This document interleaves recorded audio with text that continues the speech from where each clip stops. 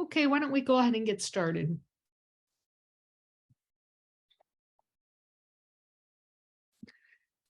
So hello, everyone. Welcome back. I'm Dr. Meg Bouvier, and this is Ask the Grant Writing Experts. You know me as the creator of the library of NIH grantsmanship courses to which you have access, and I have over 30 years of experience at NIH as a grantee, intramural researcher, staff writer, and now a full-time NIH grant mentor and grant writer. And I've helped clients land over $500 million in federal funding. And today I'm here to answer your questions. So grab a cup of coffee and let's get started. So just a quick reminder, if you are attending live, and it's great to see so many people returning week after week, just a reminder that you're in listen-only mode, but you can type your questions into the Q&A box, and you can do that as soon as you log on. You don't have to wait for anything. Feel free to type your questions in there. Any questions are fair game. I'll answer them to the best of my ability. And if you're watching this as a recording, we upload these recordings to our YouTube channel. Just a reminder that things change very quickly at NIH. It is February 8th, 2023 today. So to the best of my knowledge, what I am imparting today is accurate today. That doesn't mean that it will remain accurate long-term at NIH. So I always encourage you to check the NIH website and always ask your program officers about anything that you're uncertain about. So what you should be viewing in the library now, many of you are now past the cycle 1 deadline. A lot of you were targeting the February 5th R01 deadline. We still have the K deadlines and the small format Rs coming up and all the resubmission deadlines.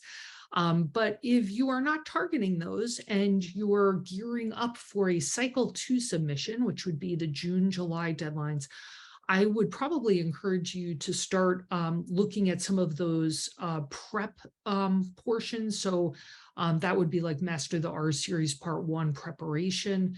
It would be things like the course Choosing the Optimal Funding Opportunity announcement, building a robust funding portfolio, any of those sorts of courses where you're gearing up and doing the prep stages. Let's see, any updates? Just a reminder again that we are now in Forms H. It's probably going to be a year or two before people really get the hang of that one, but we're in Forms H, so make sure you're using the correct instructions for SF 424, and always look at the expiration date on your form set. The expiration is in the upper right corner to make sure that you're using the correct form set and that it's all accurate. Okay, so today we're going to start with a mini tutorial, but as I said, feel free to load up the Q&A box with your questions because I'll have plenty of time to take questions when this is done. And I did get emailed some questions as well. So today my mini tutorial is on competing renewals. For those of you who don't know what those are, that is if you've landed an R01, and the R01 is coming toward the end of its time. Let's say it's a 5-year R01, and you are getting toward the end of your period, your grant period for that application. You would submit what's called a competing renewal, which is different than an A0. It's not the same thing. So the main difference is that there is a progress report, and that you're only, just so you know, you are only allowed one resubmission on a competing renewal as well. If you don't get it funded on those 2 tries, then it becomes an application that's disconnected from the original R01 that was funded. So just so you know that. So a couple of things that I want to say about a competing renewal. I think most reviewers and I think most program staff know that the best predictor of success on a future grant application is success on a past grant application. And NIH defines success as publications.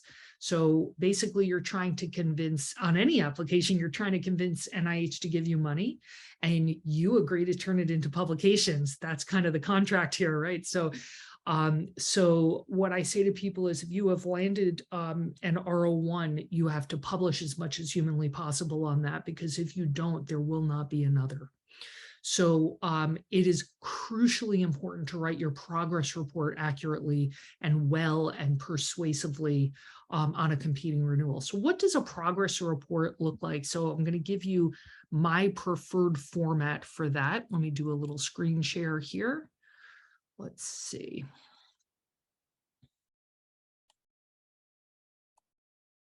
Okay, so you guys should see a form now that says competing renewal at the top, and there's a table. Is everybody seeing that?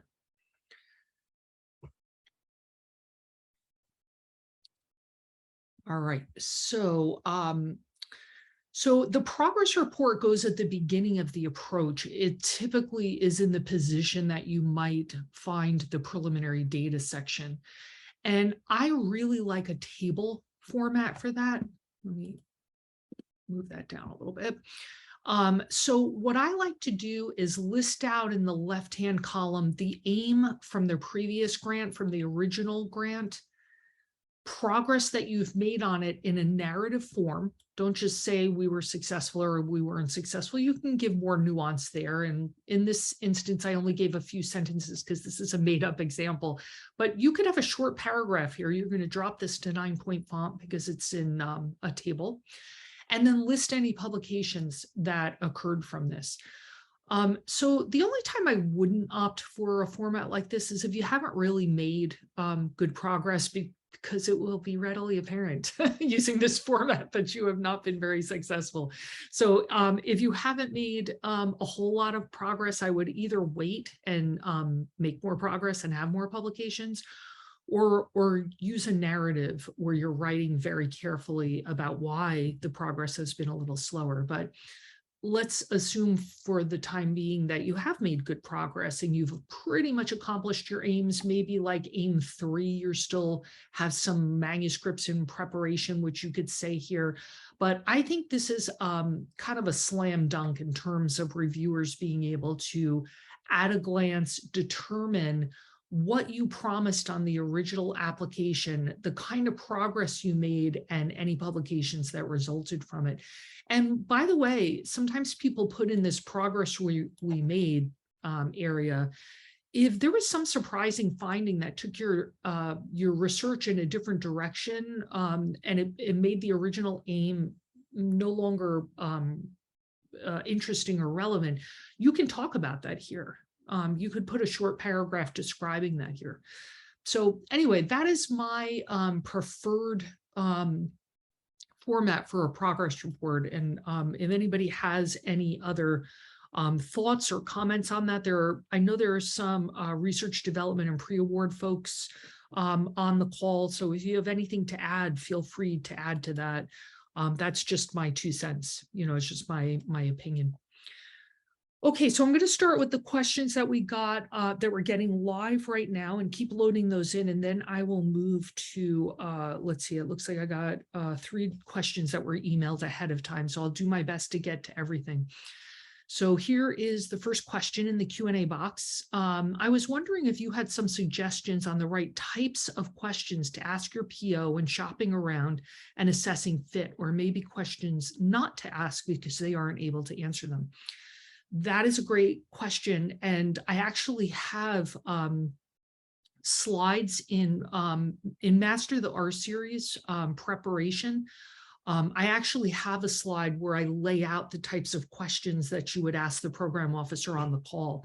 But I'm not going to take the time to open that right now. I'll encourage you to look at that. But just off the top of my head, it would be things like, what is the optimal funding opportunity announcement? And that could be things like, should I be looking at the small format R, or do I have enough preliminary data for the R01?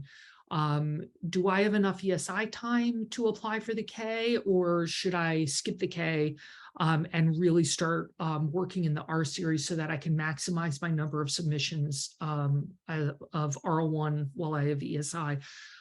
Is the parent announcement right for me, or do you have a topic specific FOA that is out or coming out soon? Because there might be one that you don't know about that's coming out soon. The program, it takes it takes like almost a year to actually go from concept to publication of a funding opportunity announcement. So the program officers know about topic specific RFAs and such that are in the pipeline and coming out soon. So it's always worth asking that. You might want to ask them, like if you're doing a K, you might want to ask their opinion about your mentoring plan. You might want to ask their opinion about whether you have enough preliminary data to be competitive in your chosen mechanism. You might want to ask some questions about your exact ESI expiration, especially if you're a clinician and you've dipped in and out of research and clinical time and it's a little murky to you, or you spend time in industry and you're wondering if that gets subtracted from your ESI clock. Those are the kinds of questions that you want to ask them, and ask their opinion about standing study sections. I usually suggest that people come prepared to discuss 2 or maybe 3 standing study sections, and email them your Ames page and ask their opinion about, they sit in on multiple study sections, so they usually have a sense of how they compare to one another and the nuances and potential scientific biases at any given time. So they're a great resource to discuss a choice in funding in a study section based on what they can see on your Ames page. So Caitlin, those are the kinds of questions that I would ask. That's by all means not exhaustive, but I do give a pretty exhaustive list of them.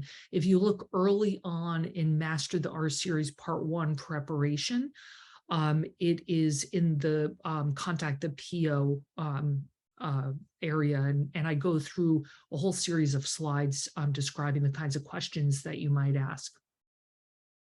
So I hope that answered that question. If I missed this, please feel free to skip this question. It's very polite. What is the purpose of a continuing renewal, and are all R01s eligible for this? That's a great question, and no, I did not cover that. I've often thought about doing a mini course. They're called competing renewals. The purpose is that the goal, the aspiration for a person running an independent research lab is to not just land an R01, but then keep renewing it and renewing it and renewing it. And sometimes if you look in the reporter website and you do a search on a given study section, you'll see study sections that are in like their 25th or 30th year of funding, and they've renewed like 5 times. Like that's the dream, right? Like that's the aspiration for somebody who's running an independent research lab. So the nice thing about the competing renewal is a special type of, I think it may just be R01s, but I may be wrong about that. It's a special type of R01 application that is tied to a funded R01, directly tied to it. So you, the successful R01 applicant, are at the end of, say, your 5-year funding period, and you are coming back to your study section and saying, hey, thanks so much for that several $1 million that you handed over to us. Here's what we did with it, and we'd like more, please. So it's kind of a special spin on the R01. So you have to include a progress report. And it does go, actually, you can do it for the T and the K, because the progress report goes in a different place for the T and the K. Let me see if I can say where that goes. I don't think I have that information immediately handy, but yeah, it goes in, and for R25s, the progress report goes elsewhere. So I think it's for a renewal of any funding opportunity announcement that allows a renewal. But the ones that are most common are the R01 renewals. And that's the beauty of them, is that you're provided an opportunity to say something specific about your previous grant and to provide this progress report at the beginning of the approach, and to present yourself as a long-term successful researcher who warrants ongoing R01 funding, not just a one-off, but ongoing R01 funding. So They are an application type that is its own thing that is worth mastering. Of course, many elements are similar to an R01. You have an aims page, you have a significance, innovation, and approach. But this progress report becomes the single most important part of the competing renewal, and how you write that is crucial. So I hope that answers that question, but that's essentially what a competing renewal is. And for those blessed few who have years and years of R01 funding, they are masters at writing competing renewals. Okay, let's move on to the next question. Thank you for these sessions. You're very welcome. I have 2 questions. I am having a little bit of a hard time deciding to divide the aims into sub-aims versus objectives experiments. I have noticed that some of the sample grants have multiple experiments that appear to answer different hypotheses. Okay, so what you're asking here is essentially what's the difference between, I think you're asking this, the a sub-aim and an experiment. So an experiment is a method. A sub-aim is breaking down an aim. So remember that one of the problems that one of the mistakes that a lot of people make on their grant applications is that their aims sound like methods. So remember that you have a hypothesis. Your aim helps you test that hypothesis. Your method helps you accomplish the aim. So, you know, and I give examples of this in my Master the R series part 2 on how to write the aims. But, you know, conducting immunostaining is a method. It's not an aim, whereas an aim would be, I think there's an example of determine which of these are effector synapses or something to that effect.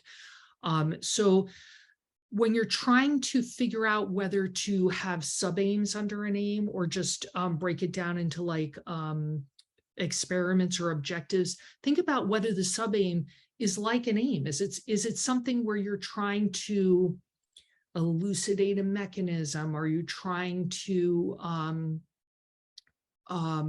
you know, I can't think of another example, I apologize, but if your sub-aim reads like a method, like we're going to do this kind of staining, we are going to recruit these people, that's an experiment, and just call that experiment 1A, experiment 1B. Whereas like it's a true sub-aim if it tests a hypothesis, not just describes a methodology. I think that answers the first part of your questions. And let me know if it doesn't, but the second one is for the rigor of prior research in the significance section. If there are not that many articles studying this particular topic specifically, could it include some articles on the topic, but not necessarily doing similar experiments? It could. On the other hand, if there are not many topics on this particular, not many publications on this particular topic, that kind of is the rigor of the prior research. There's a lack of publication in this area, right? So that's part of it too, is you're addressing a gap in the research literature because there aren't that many. But if you feel like the articles that you're citing it's like a flimsy rationale and you need to look at, you know, there's something germane to what you're proposing that's a little bit outside of what you're proposing, that's fair game too. So it actually could be both of those things potentially. Okay, on to the next question. Is there a submission that is too early? If I want to submit to October 5th deadline, but my ESI expired on August 31st, can I submit on August 31st? Oh, that's such a good question, and I don't know the answer to it, Doreen. So here's what I would suggest. And so just so that people know what she's asking, I have spoken ad nauseum, I'm sure, about the fact that I had this applicant last year, and I learned this thing from a program officer where this particular applicant's ESI status was expiring, I think, on September 30th, and he wanted to put in an October 5th R01, and he said, darn it, I'm not going to be able to do that. And the PO said, sure you can, just upload on September 29th. And what Darini is saying is, where's the limit on that? Could I go back like over a month? And I don't know. That's a really good question. I think on most funding opportunity announcements, there's an open date. And I think what the open date means is this is when you can start uploading applications. So I think as long as you're in that window, you can probably get away with it. But as with everything, I'm going to encourage you to ask the program officer. But the open date is way at the beginning of the FOA. So there's like an open date and a closing date, so look and see where that open date is, and then just double check it with the program officer. But I love that question, and I really want to know the answer when you find out. So, okay, and then another question from Darini. Can you explain a little about why, if you have a K award, that you can't simultaneously get an R award? I get that the K is 75% effort, but an R can be 20% effort. If someone gets a K and then a year later an R, do you have to turn away the K? So it is partially a percent effort issue. So if you're landing your first R01 and you're applying as, ostensibly you would be applying as an ESI because you're junior faculty, I think. And that might be wrong, but usually when you're, it's your first R01 and you're the sole PI and it's an ESI, you're not doing 20% effort as a PI. It's probably going to be higher than that. That's number one. But number two, I believe there is a hard and fast rule at NIH that says you are not allowed to apply. If you have a 5-year K, you're actually not allowed to apply for an R01 before, I think the end of the 3rd year is when you can apply. And you're eligible for a release of the percent effort at the beginning of year 4. Now, I don't know if you're asking about something unusual where you've applied for the K and the R simultaneously, or the R01 application went in before you knew that you got the K. And again, this is an instance where I would I'd probably check with the program officer about the your very specific set of circumstances. But I'm almost positive that if you have a 5-year K, NIH will not allow you to apply for an R01 before the end of the 3rd year, if I'm not mistaken. So, but double check that, because I always thought it was tied to percent effort. And you're right that if as a PI, you're 20% effort, technically you're still under 100%. And if ESI status is not an issue and it's a multi-PI plan, then maybe you do have a lower percent effort. So I would just check with the program officer. So it's 2 things I want to know the answer to when you find them out from your program officer. And then a follow-up from Darini. So it sounds like in applying, it's fine to apply for K and R. The issue is only if the K is actually funded. That's probably true. I'm trying to think if I can think of an instance where somebody has applied for an R01 and a K simultaneously. I can't think of an instance in my career where somebody has done that, but by the same token, I can't think of a reason why you wouldn't be allowed to do that, because you could always turn one down. And probably you would turn down the K. You'd probably want to take the R01. So yeah, I would work with your pre-award support office. You've got a good one at your organization, and ask the program officer. Do you have to be at the end of your 5-year study period to apply for a competing renewal? So is it to complete a new aim that results from data collected in the current R01? Is the competing renewal 5 years? I would sign up for a class on that. Okay, so maybe I should do a class on competing renewals. So it's not like it's not an extension, it's a new R01. So it would be like a new 5-year R01 that you're doing. So you know how in the future direction section of the R01, you say X, Y, and Z is beyond the scope of this project, but we would look at it in a follow-up R01. This is the follow-up R01 that you're proposing.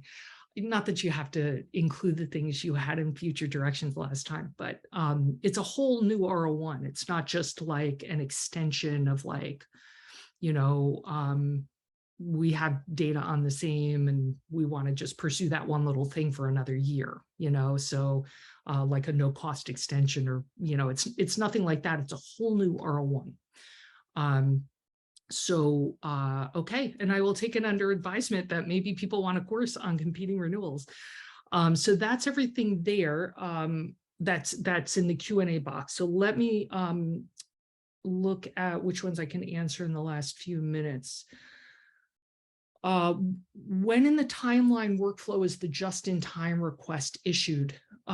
Which is a great question. I'm continuing to get a lot of questions about just-in-time requests and the continuing resolution, and when am I going to find out about my funding, and all of this is top of mind for a lot of you. So the just-in-time request, I actually looked this up just to make sure I was right, but the NIH website says, for all applications, the ERA Commons just-in-time link will appear on the status screen within 24 hours after the impact score has been released. So the impact score usually comes about a week after, within a week of the study section meeting. And your full summary statements usually come within a month of your study section meeting. So the just-in-time request is going to come soon after the score is uploaded.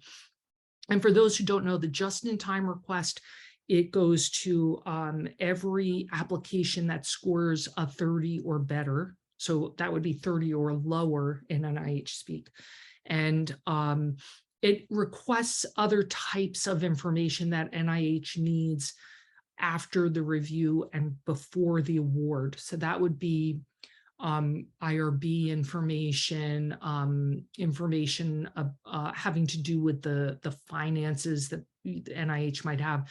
It by no means means that you are going to be funded. That's the big misconception that people have. So, you know, it means you're still in the running. It means that you scored well enough for them to ask for a just-in-time request.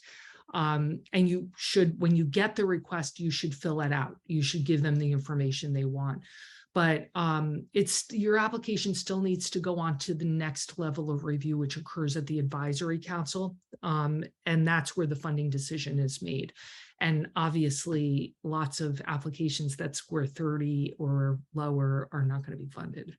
So, so you're still in the running if you got that. I think this was Wendy's question.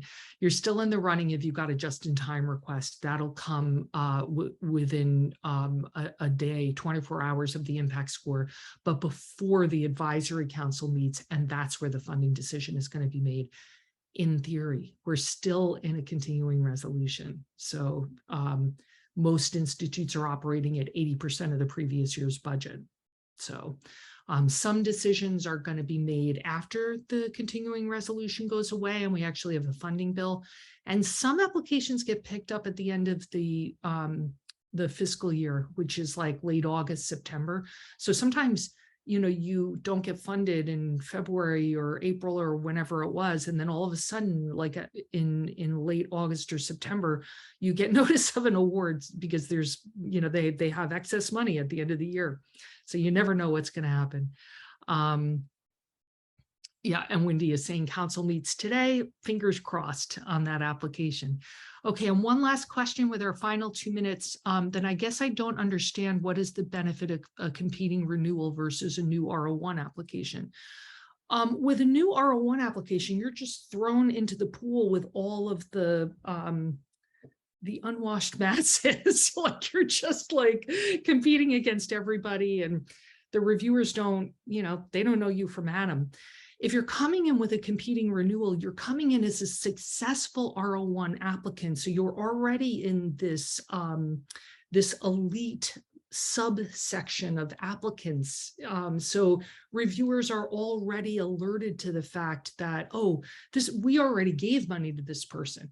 Like we already liked them, you know, let's see how they did with that. So there's a little more benefit of the doubt, I think, in a situation like that, especially if you're on multiple competing renewals.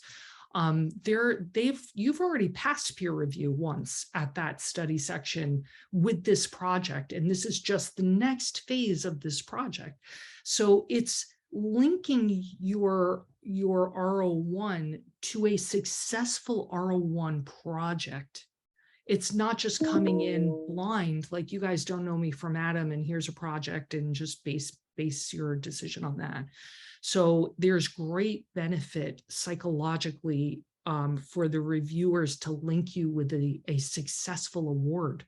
You know, they've already funded you once. They already deemed you worthy of millions of dollars. So there's great benefit to that. You would definitely want to go. I can't think of a single time where I've ever advised an applicant not to put in a competing renewal on their successful R01 and instead just go in as a generic R01 applicant with an A0.